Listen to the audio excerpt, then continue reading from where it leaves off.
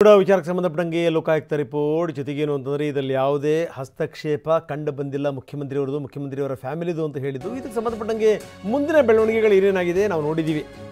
ಇಡೀ ಇದರ ಬಗ್ಗೆ ಏನು ಹೇಳಿದೆ ಏನು ಎತ್ತ ಅಂತ.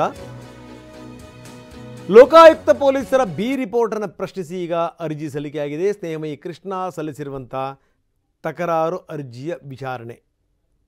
ಇಡೀ ಸಲ್ಲಿಸುವಂಥ 27 ದಾಖಲೆಗಳನ್ನು ಪರಿಗಣಿಸುವಂತೆ ಮನವಿ ಮಾಡಿಕೊಂಡಿದ್ದಾರೆ. ಸ್ನೇಹಮಯಿ ಕೃಷ್ಣ ಸಲ್ಲಿಸಿರುವಂಥ ತಕರಾರು ಅರ್ಜಿಯ ವಿಚಾರಣೆ. ಲೋಕಾಯುಕ್ತ ಪರ ವಕೀಲ ವೆಂಕಟೇಶ್ ಅರಬಟ್ಟಿ ಮನವಿ ಮಾಡಿದ್ದಾರೆ. ಅಂದರೆ ಕೃಷ್ಣ ಅವರು ಕೊಟ್ಟಿರುವಂಥ ವಿವರಗಳನ್ನು ನೀವು ಕನ್ಸಿಡರ್ ಮಾಡಬೇಡಿ, ದಾಖಲೆ ಸಲ್ಲಿಸಿ ಪರಿಗಣಿಸಬೇಕೇ ಬೇಡವೇ ಅಂತ ನಂತರ ತೀರ್ಮಾನ ಮಾಡಿ. ನೋಡಬೇಕು ಏನಾಗುತ್ತೆ ಅನ್ನುವಂಥದ್ದು.